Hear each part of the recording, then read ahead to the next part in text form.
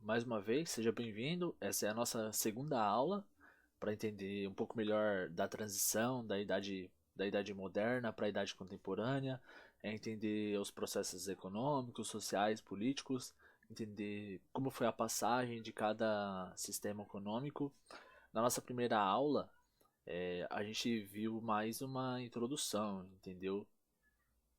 Como era o sistema do feudalismo, como funcionava o escambo, o sistema da agricultura, como era a relação do sucerano com o povo, com o clero, e após a unificação dos estados nacionais, principalmente, como funcionava o absolutismo, entendeu? A aula de hoje a gente vai procurar saber melhor como foi dada essa unificação dos estados nacionais, o que foi isso e o que ocasionou essa unificação mesmo, porque já estava inviável o feudalismo já estava entrando em crise, a Idade Média tinha entrado em crise, o Império Romano já também estava em crise, e como se deu a unificação dessas pequenas províncias nos estados nacionais. Então, essa aula a gente vai ter alguns mapas, vai ter algumas informações que vão coincidir com a aula passada, mas é só para você entender como esses processos se relacionam um com o outro, entendeu? Então, a aula de hoje vai ser sobre a unificação dos Estados nacionais e o mercantilismo, como eles se associam. A gente vai ter algumas informações a mais sobre o mercantilismo, a respeito da aula passada, algumas informações a mais também sobre a unificação dos Estados nacionais. Certo? A gente pode começar falando sobre a unificação dos Estados nacionais, o que ocasionou essa unificação, entendeu? A gente tem três aspectos importantes para entender essa unificação. O primeiro aspecto é a fome. Num sistema onde você planta e colhe, sempre há um tempo entre a plantação e a colheita. Isso quer dizer o quê? Isso quer dizer que você, por exemplo, você tinha um ano de 12 meses, entendeu? Eu não diria 365 dias na divisão que a gente tem hoje, porque tinham vários calendários antigamente.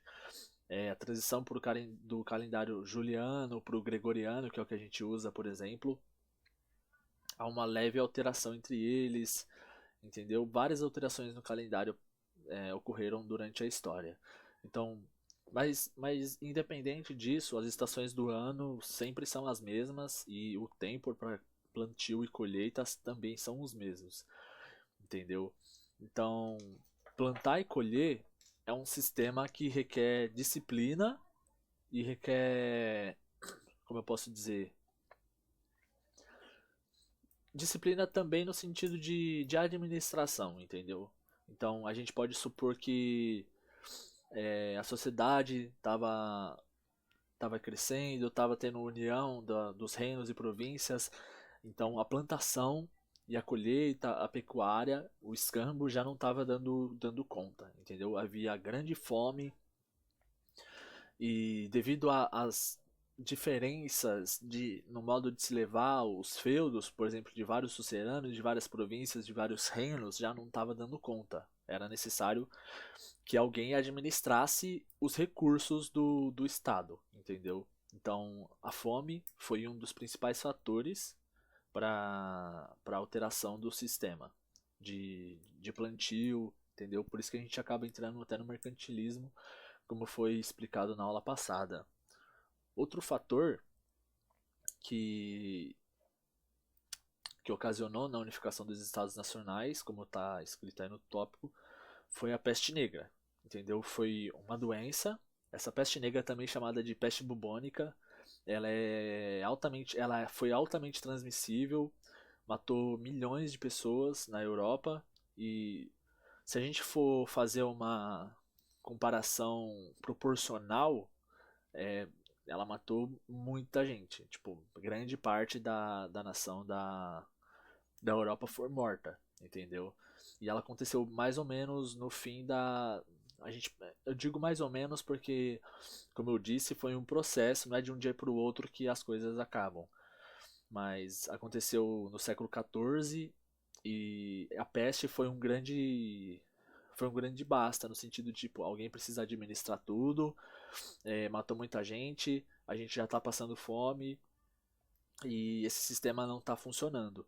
Então, a fome e a peste, elas causaram muita instabilidade nos reinos, já estava havendo muitos conflitos e por essa ocasião já estava na hora de mudar o sistema. Esse sistema já não era mais viável, como foi explicado também na aula passada.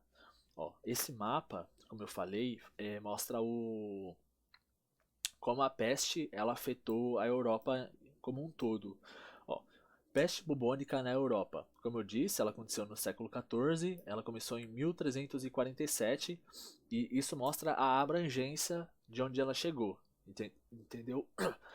Quanto mais, quanto mais longe, foi ficando mais fraca, entendeu? Houve seus menores surtos, mas você pode ver que ela pegou a Europa completamente, parte do Oriente Médio e até na África, entendeu? Então você pode perceber que essa área, principalmente da Europa ali, ó, Toledo, que pega a parte da Espanha, parte até da França ali para o norte, onde futuramente seria Portugal, você pode ver que ela afetou muito. Então, foi geralmente as áreas onde se formaram os primeiros estados nacionais modernos, entendeu? Esse foi um mapa para exemplificar a abrangência da peste e como ela pôde afetar a Europa. Se você quiser saber mais uma vez, todas as minhas imagens, ela tem um link embaixo da qual você pode estar pesquisando. Se quiser saber mais sobre a peste bubônica, se quiser saber mais sobre a própria imagem. Infelizmente, mais uma vez, não dá para explicar toda a matéria, cada ponto em uma aula. Eu tento trazer o máximo que eu posso para não ficar vago, mas eu sempre estou fazendo o melhor mesmo. Bem, a unificação dos Estados Nacionais. O que que Quais são os aspectos dos Estados Nacionais? Isso seria melhor se eu escrevesse Estados Nacionais modernos, porque eles marcam o fim da Idade Média e marcam o início da Idade Contemporânea. A gente considera não. O primeiro Estado Nacional moderno foi Portugal, por isso que ele é tão importante assim na hora de estudar história, principalmente a história do Brasil, história por exemplo, a Revolução Francesa, para você entender Napoleão e o Brasil, para você entender a história do Brasil. Portugal é muito importante, não só porque ele foi importante para a formação do Brasil, mas porque a sua unificação pioneira, a sua expansão marítima pioneira, ela foi importante, entendeu? Para o seu próprio país ela foi importante, pro meio em que estava inserido foi importante. Então, a gente vai explicar isso mais tarde, mas principalmente na próxima aula, a gente vai explicar as expansões marítimas e Portugal um pouco melhor. Mas vamos começar explicando cada aspecto da unificação dos Estados Nacionais devagar. Centralização política. No caso da Idade Moderna, um monarca com poder absoluto. Foi como eu falei. Existiam várias províncias na Idade Média, cada província tinha seu sucerano e esse tipo de organização política já não era mais viável, entendeu? Devido aos vários problemas que a gente explicou. E aí aconteceu de várias províncias, vários suceranos, várias pessoas que tinham a máxima autoridade, por alguma razão, por batalhas ou tomada de terra, seja o que for, acabaram se unificando e acabaram com um monarca. No caso de Portugal, foi o Dom João I de Portugal e a sua unificação foi bem importante, teve um processo político bem grande, chama Revolução dos Avis. Se eu não me engano, a gente vai explicar isso nessa aula ou na próxima. E ele foi considerado o primeiro rei de Portugal, Dom João I. E E ele é um dos exemplos de monarca, de um absolutista, de um rei que dominava várias províncias dentro do seu reino, do reino de Portugal, que antes era chamado Reino Condado Portucalense. Essa unificação, como é bem explicada, ela foi territorial também, ou seja, o rei, o monarca, ele não simplesmente mandava nos reinos pequenos, nas províncias, nos suceranos. Essa unificação era uma unificação total, entendeu? Como se todos os territórios fossem um só, como se todas as províncias fossem dele. Se a gente fosse pegar o Brasil, por exemplo, a gente tem, vamos supor que o rei seja o presidente, entendeu? E cada estado é uma província. Claro que ele deixava alguém no comando, para organizar, porque ele não tinha, era humanamente inviável dominar todas as províncias sozinho. Então ele sempre deixava alguém para administrar, entendeu? Cada província. Mas o rei, mesmo assim, ele mandava em todos os territórios e se ele aplicasse uma lei, a lei valia para todas as províncias do território do reino dele, entendeu? Essa aliança, essa centralização política foi feita também com a igreja, também foi feita uma aliança com a igreja. O que é essa aliança? Essa aliança quer dizer que a igreja mandava no rei? Não. Quer dizer que a igreja ela tinha as suas responsabilidades dentro do reino. O rei tinha a sua responsabilidade política, militar, econômica. Como explicado na aula anterior, as responsabilidades da igreja eram outras. Por exemplo, a igreja ela mantinha uma certa ordem social. Por exemplo, ela também era um meio pacificador do reino, entendeu? O, o rei tinha o seu exército, ele tinha o seu poder absoluto. O absolutismo era também conhecido por como Reino do Terror. Eu vou mostrar mais tarde um livro do Thomas Hobbes, mas a princípio é isso, entendeu? O rei tinha o seu poder absoluto, era opressivo, mas a igreja tinha também um papel de pacificação, entendeu?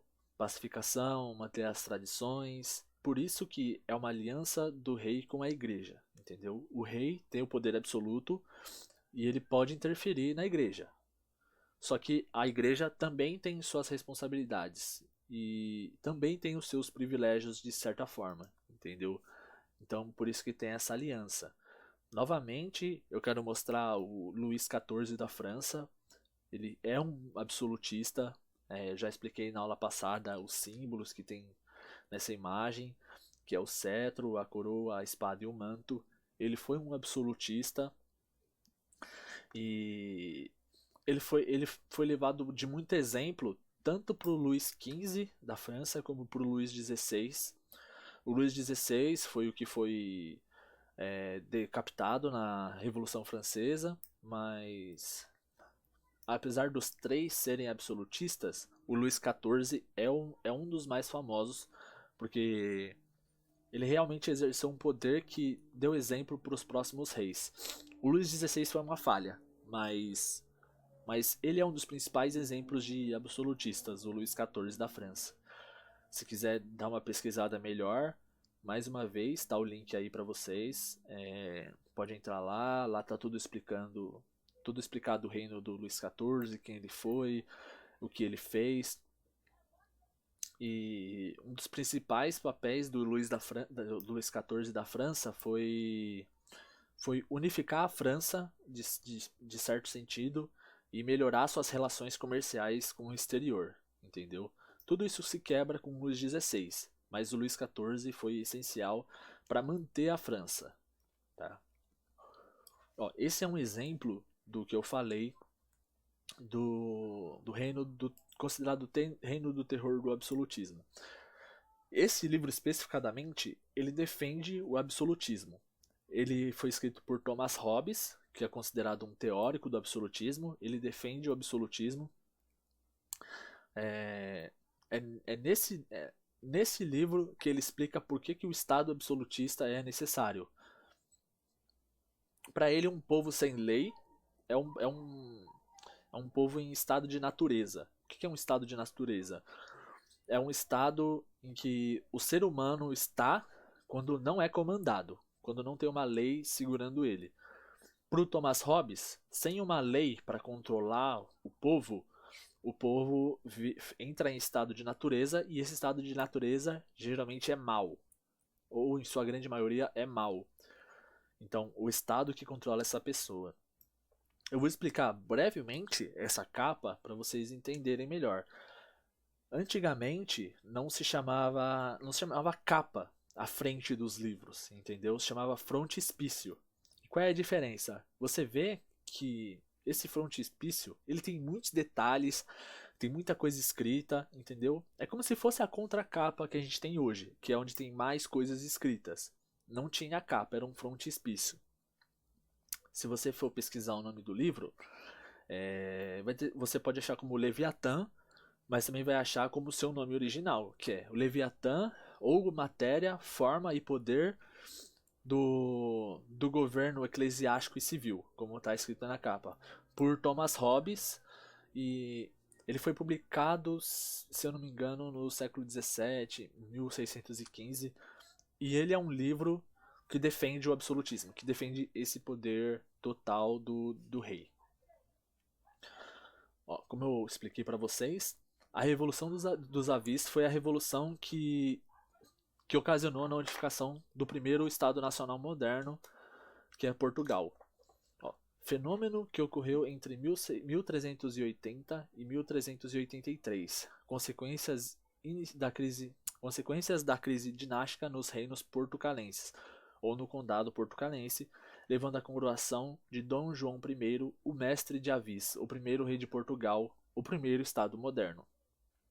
Como eu expliquei, esse Dom João I, levado pelas várias revoltas por causa da crise da fome, por causa da crise da peste, principalmente por causa das crises dinásticas, por exemplo, quem vai tomar o lugar de tal sucerano? Eu tenho direito a ser sucerano dessa terra, desse reino. Essas crises ocasionaram várias revoltas, alguns conflitos, e Dom João I foi quem conseguiu acabar com esses problemas, com essa crise dinástica, e acabou sendo coroado o primeiro rei de Portugal. Eu tô com esse mapa aqui, ó, do século XI e do século XII, para exemplificar o que estava acontecendo com os reinos, as suas, vamos dizer, unificações, tomadas de terra. Você pode ver que no norte você tem o reino de Leão, Castela, Navarra e Aragão, que geralmente eram dominados pelos reinos espanhóis. Eu vou colocar como reinos espanhóis, tá? E você tem os reinos de baixo dominados pelos muçulmanos. Como eu afirmei, o Império Romano ele acabou dominando parte do norte da África, só que os muçulmanos começaram a ficar muito forte e acabaram tomando também essa parte da África, entendeu? O Império Romano, como ele estava fraco, ele acabou deixando para trás essa parte da África porque estava inviável manter. Então, os muçulmanos acabaram dominando essa parte do norte da África que era parte do reino do Império Romano antigamente, entendeu? Tanto que isso vai interferir nas expansões marítimas, como a gente vai verificar na próxima aula. Tá? Você pode ver que no final do século XI você tinha o condado portucalense ali à esquerda do mapa, e no século XII você já tem que algum certo vestígio de Portugal. Está escrito Portugal, mas é século XII ainda, não existia Portugal, existiam só os condados portucalenses. Na aula passada eu peguei um mapa do ano 1070, que é mais ou menos nessa época, mostrando as províncias, entendeu? Como elas estavam se organizando. Tinha já uma certa forma de Portugal, porque eles estavam começando a se relacionar entre si. Mas a Revolução de Avis, que foi a que unificou Portugal mesmo, ela só aconteceu entre 1380 e 1383, tá bom? Mas se você quiser dar uma pesquisada, dar uma lida melhor, novamente tem um link ali embaixo, você entra, dá uma lida e tira suas dúvidas. Eu gostaria de poder explicar melhor sobre a Revolução de Avis, porque ela foi importante para entender o que aconteceu com Portugal, mas infelizmente eu não vou conseguir, tá? Não. Exército permanente. O exército era mantido em constante prontidão. O antigo sistema por reinos menores dificultava a organização para as guerras. Mais uma vez explicando a mesma coisa da aula passada, esse é um ponto importantíssimo para a unificação dos estados nacionais, por isso que eu trouxe ele novamente, por isso que ele é um dos tópicos principais dessa aula. Não é possível manter um estado das proporções que estava acontecendo com um exército que não era permanente. Por exemplo, você estava arando o campo, você estava trabalhando no que quer que fosse, e o seu rei ou seu sucerano te convocava para o exército e você tinha que se preparar, tinha que ser preparado armas, mantimentos, organização militar. Você não era treinado a ir para a guerra. Com o exército permanente agora, você tem um salário, você tem um treinamento, você já tem suas provisões. Se acontecer qualquer revolta militar, qualquer ataque militar, o exército já está pronto. Você só precisa usar. Então, por isso que o exército permanente ele é importantíssimo para a unificação dos estados nacionais. Não adianta você ter um exército se você não tem quem possa defender o interior do seu reino, entendeu? Se alguém atacar, tem que ter gente pronto para proteger. O exército, juntamente com a marinha e a polícia, mantinham a ordem dentro do reino e protegiam contra ameaças externas. Foi o que eu acabei de explicar. Esse exército permanente, ele servia geralmente para proteção interna, entendeu? Para a ordem interna, segurança do próprio rei. Mas vamos supor que tivesse ataque de outros reinos, entendeu? Esse exército permanente, ele servia também principalmente para isso. Por isso que existe a marinha ou a polícia, entendeu? Para proteger os barcos, para ataques navais, principalmente pelo mar. Os turcos eram muito importantes no mar. Foram eles que inventaram existe uma arma chamada fogo grego, que até hoje não sabem exatamente como ela funciona, mas é um tipo de líquido inflamável que não apaga na água. Era usado principalmente para afundar navios, entendeu? Acreditam que era uma mistura de petróleo, não, uma mistura de petróleo, assim, não que o petróleo tivesse sido totalmente descoberto, mas acreditam que seja a mistura de petróleo e outros líquidos inflamáveis. O petróleo, ele é altamente inflamável e é muito difícil apagar, mesmo com água, entendeu? Se você ver filmagens de mais atuais, você vê que o petróleo ele queima mesmo na água. Então acreditam que esse fogo grego inventado pelos turcos funcionavam para isso. Então por isso que marinha era super importante nessa época. E a polícia? A polícia principalmente, ela servia tanto para fazer ronda nas fronteiras como internamente, entendeu? Então o exército permanente era muito importante. Como a gente está falando de Portugal, eu trouxe essa imagem que é sobre a revolta de Aljubarrota e ela aconteceu no século XIV. Como você está vendo, ó, 1384, liderados pelo próprio Dom João I. Você vê que o exército ele tem um uniforme, ele tem as cores características, cada um tem sua função, por exemplo, tem os lanceiros, tem o cara que manuseia o canhão, tem a marinha, entendeu? E todos eles estão prontos para a batalha. Essa é a função do exército permanente, estarem prontos para a batalha.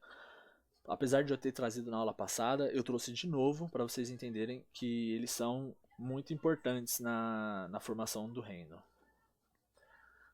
E o ponto mais importante é o ponto que diferencia o feudalismo com o mercantilismo, com a Idade Moderna, que é o dinheiro, entendeu?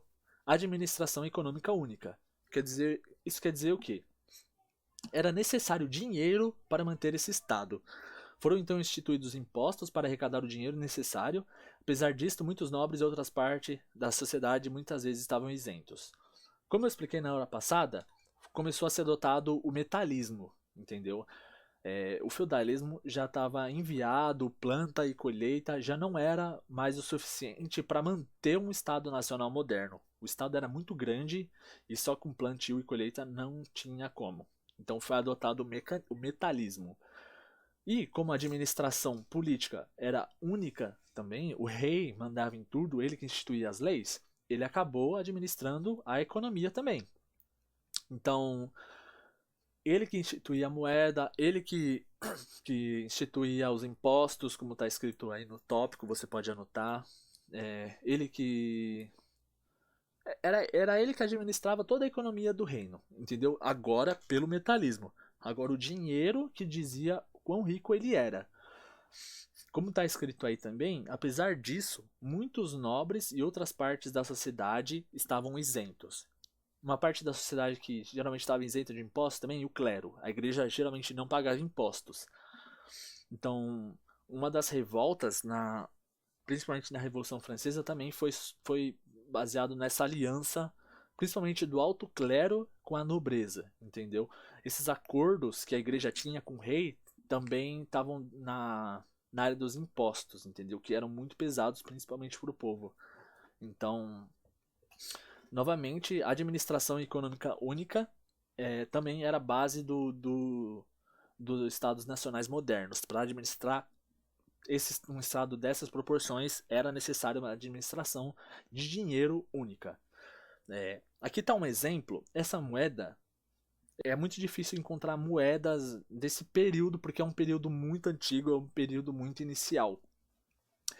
Essa foto dessa moeda eu peguei de um leilão de moedas antigas. Ela é de Portugal. Se você pegar o link que está escrito aí, ela é de um período entre 1370 e 1383, entendeu? E ela é de Portugal. E como eu sei que ela é uma moeda antiga? Como que acontecia a marcação das moedas? Para saber de onde que elas eram e qual era o seu valor. Eles não tinham as máquinas modernas para perfurar a moeda, para marcar o valor nelas e essas coisas. O que era feito era que você pegava o metal precioso, você esquentava ele numa temperatura ideal e você tinha um martelo que já tinha gravado nele o que tinha que sair na moeda. Se você perceber, as marcações da moeda elas não são centralizadas, elas são meio tortas, tem uns pedaços que não aparecem. Isso é normal em moedas antigas, porque é muito difícil você martelar um acessório desse tamanho e centralizado certinho. Então eles sempre martelavam meio torto, porque, como eu falei, era martelado nas moedas aquecidas a prensa que dava valor a ela, entendeu? Por isso que é sempre meio torto. Mas como eu falei, essa é uma moeda tirada de leilão, provavelmente são as únicas que você vai encontrar. E elas exemplificam bem uma moeda antiga, se você for procurar. E eu vou falar um pouco eu vou falar um pouco do mercantilismo também, para encerrar a aula, como ele pode ser compreendido. Ele tem várias fases e algumas características essenciais, e essas são umas delas, entendeu? Na próxima aula eu vou explicar um pouco melhor como esse mercantilismo se relaciona com as expansões marítimas e algumas características a mais, mas como a aula, para não ficar tão longa, já está acabando, eu vou passar só essas três fases. Você tem o mercantilismo metalista, que era a produção de moedas de ouro e prata para compra no exterior. Ele foi usado no início, mais ou menos entre o século XIV e XVI, e ele foi usado principalmente pela Espanha, entendeu? Como a Espanha foi basicamente, como a sua acumulação de metal precioso era feita basicamente na exploração, na tomada de ouro e prata, ela não desenvolveu um feudalismo muito, como é que eu posso dizer, muito solidificado. Então ela sempre importava produtos, entendeu? Quando ela precisava de algo, ela pegava o seu metal precioso e comprava. Então ela importava. Como existe uma coisa chamada balança comercial. Quando você importa mais do que você exporta, você acaba perdendo dinheiro. E isso trouxe muitas crises econômicas para a Espanha, principalmente a partir do século XVII e XVIII. Mas isso é uma das características do mercantilismo metalista. quando você compra mais produtos do que você acumula, entendeu? Por isso que é um mercantilismo metalista, é baseado em quanto dinheiro você tem para gastar. O mercantilismo comercial é a compra e venda de produtos com a intenção de obter uma balança comercial favorável, entendeu? Foi o que eu expliquei. Essa balança comercial favorável, meio por cima, o que, que ela é? É quando você tem a capacidade ou a. Eu vou colocar capacidade de adquirir mais do que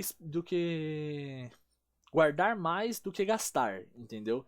Por exemplo, Portugal, como foi um país que foi pioneiro na unificação, ele conseguiu se estabilizar militarmente, politicamente melhor, e como ele já vinha de um sistema político, sistema feudal mais solidificado, ele soube melhor administrar esse mercantilismo comercial, entendeu?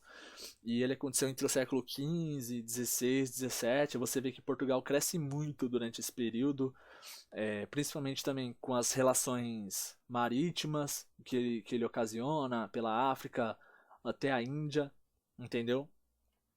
E ele foi feito basicamente no comércio, entendeu?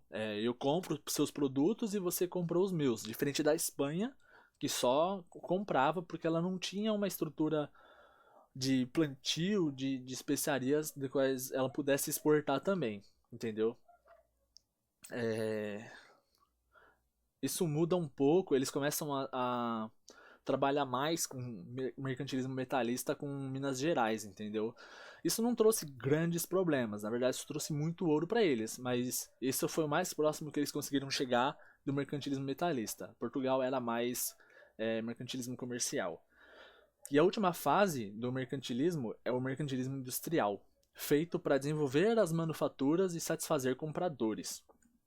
A nobreza, principalmente.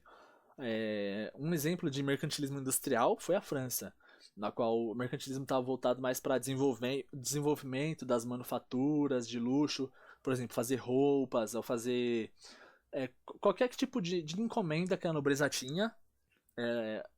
é, Esse mercantilismo industrial era como funcionava.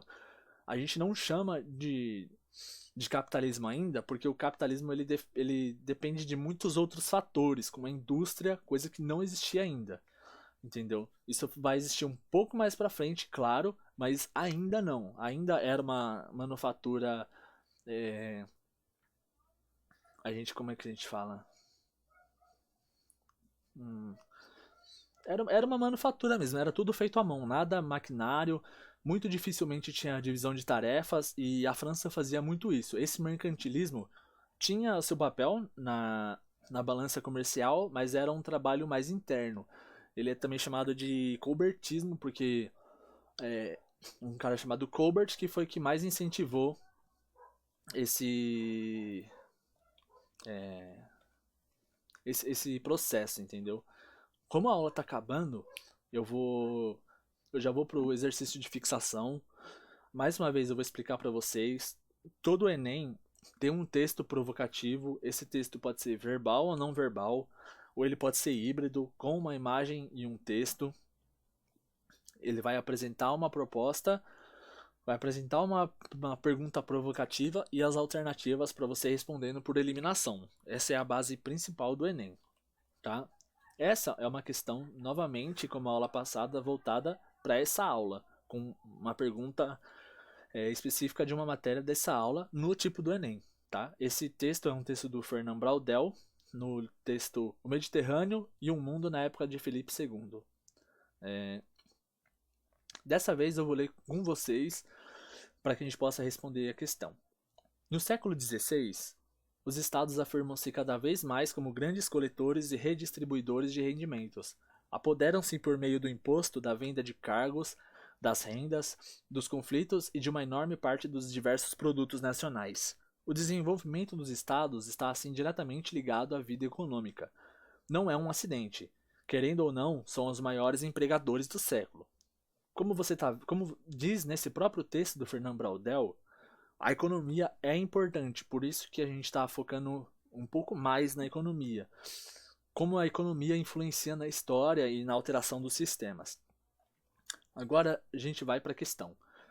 Essa é a provocação. Segundo seus conhecimentos a respeito da unificação dos Estados nacionais e o desenvolvimento do mercantilismo, assinale a alternativa incorreta. Assinale a alternativa incorreta. O exército permanente era mantido com impostos.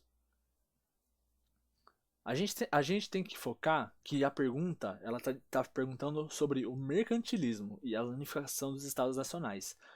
Então foca no que a pergunta está te pedindo, apesar de todas as outras alternativas parecerem corretas. Foca no que a pergunta está pedindo. Os impostos foram instituídos pelos burgueses, pois eram eles os detentores das mercadorias. O metalismo era caracterizado principalmente pelo acúmulo de metal precioso. A unificação dos Estados nacionais levou à criação de moedas oficiais do governo. E o monarca também tinha poder sobre os assuntos econômicos do Estado. A gente tem que lembrar que ele está pedindo para você assinalar a questão incorreta. Então a gente vai sempre por eliminação. Se você quiser pausar para ler o texto, para ler as questões, eu acho bem melhor, mas para a aula não ficar mais longa, eu vou pular para o gabarito.